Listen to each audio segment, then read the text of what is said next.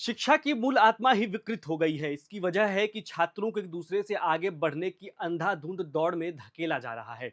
उन पर लगातार मनोवैज्ञानिक दबाव डाला जा रहा है। इसके परिणाम स्वरूप आत्महत्या के मामलों की संख्या बढ़ रही है। ये बातें मैं नहीं कह रहा हूँ, ये बातें सुप्रीम कोर्ट ने कही है। साथ ही शीर्ष अदालत ने कोचिंग सेंटरों सहित सभी शैक्षणिक संस्थानों को छात्रों की मानसिक स्वास्थ्य सुरक्षा सुनिश्चित करने का निर्देश भी दिया है। कोर्ट ने संस्थानों को कई अहम निर्देश दिए हैं। इनमें योग्य काउंसलर्स या मनोवैज्ञानिकों की नियुक्ति, शैक्षणिक प्रदर्शन के आधार पर बैचों में विभाजन से बचना, साथ ही सर्टिफाइड मेंटल हेल्थ एक्सपर्ट्स की तरफ से अपने कर्मचारियों को वर्ष में 2 बार अनिवार्य रूप से ट्रेनिंग दिलाना भी शामिल है। एजुकेशन सिस्टम की उपलब्धि, स्थिति और आर्थिक सुरक्षा जैसे संकीर्ण रूप से परिभाषित लक्ष्यों वाली एक उच्च दांव वाली दौड़ में तब्दील हो जाने पर दुख व्यक्त करते हुए जस्टिस विक्रमनाथ और जस्टिस संदीप मेहता की पीठ ने कहा कि विभिन्न कारणों से चरम कदम उठाने वाले छात्रों की जिंदगी बचाने के लिए एक सिस्टम बनाया जाना चाहिए। सुप्रीम कोर्ट ने मामले की सुनवाई के दौरान कहा कि अनदेखी किए गए मनोवैज्ञानिक संकट, पढ़ाई का बोझ और संस्थागत असंवेदनशीलता के कारण युवाओं की लगातार जा रही जान एक सिस्टम से जुड़ी विफलता को दर्शाती है।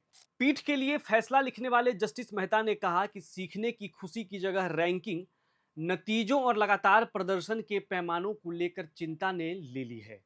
छात्र, खासकर प्रतियोगी परीक्षाओं की तैयारी कर रहे छात्र, अक्सर ऐसे जाल में फंस जाते हैं जहां जिज्ञासा की बजाय अनुरूपता, समझ की बजाय परिणाम और खुशहाली की जगह बजाय सहनशीलता को तवज्जो दी जाती है। उन्होंने इस बात पर जोर दिया कि आत्महत्या की रोकथाम के लिए बहुक्षेत्रीय दृष्टिकोण की जरूरत है, जिसमें युवाओं पर विशेष ध्यान दिया जाए।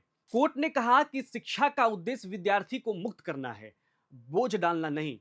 इसकी सच्ची सफलता ग्रेड या रैंकिंग में नहीं, बल्कि एक ऐसे व्यक्ति के समग्र विकास में निहित है जो सम्मान, आत्मविश्वास और उद्देश्य के साथ जीवन जीने में सक्षम हो। कोर्ट ने यह आदेश एक आत्महत्या करने वाले मेडिकल छात्र के माता पिता की तरफ से दायर याचिका पर पारित किया।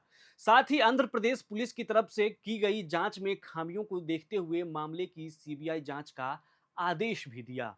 कोर्ट ने राज्यों और केंद्र शासित प्रदेशों को 2 महीने के भीतर सभी प्राइवेट कोचिंग सेंटर्स के लिए रजिस्ट्रेशन, छात्र सुरक्षा मानदंड और शिकायत निवारण तंत्र अनिवार्य करने वाले नियम अधिसूचित करने का निर्देश दिया। राष्ट्रीय अपराध रिकॉर्ड ब्यूरो के अनुसार भारत में वर्ष 2022 में 1,70,924 आत्महत्या के मामले दर्ज किए हैं। इनमें से 7.6% लगभग 13,044 छात्र आत्महत्याएं थीं। गौरतलब है कि इनमें से 2,248 मौतें सीधे तौर पर परीक्षा में असफलता के कारण हुई हैं। एनसीआरबी के आंकड़ों के अनुसार पिछले 2 दशक में छात्रों की आत्महत्या की संख्या 2001 में 5,425 से बढ़कर 2022 में 13,044 हो गई है। आपको बता दें कि सुप्रीम कोर्ट ने यह निर्देश एक 17 वर्षीय नीट की तैयारी कर रही छात्रा की संदिग्ध मौत के मामले में सुनवाई करते हुए दिया।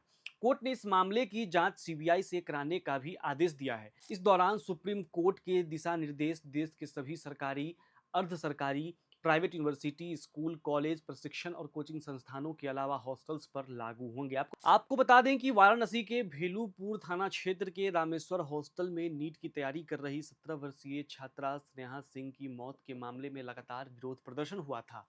इस घटना को आत्महत्या करार देने वाली पुलिस की रिपोर्ट और एसआईटी की जांच पर परिजनों व प्रदर्शनकारियों ने सवाल उठाए थे।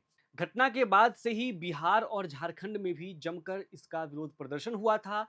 प्रदर्शनकारी महिला ने आरोप लगाया था कि पुलिस इस मामले को आत्महत्या बताकर जांच बंद करना चाहती है। आप छात्रों की मौत के मामले में क्या सोचते हैं और सुप्रीम कोर्ट के इस आदेश पर क्या सोचते हैं? अपनी राय कमेंट बॉक्स में लिखकर जरूर बताएं और हाँ, चैनल को सब्सक्राइब जरूर करें।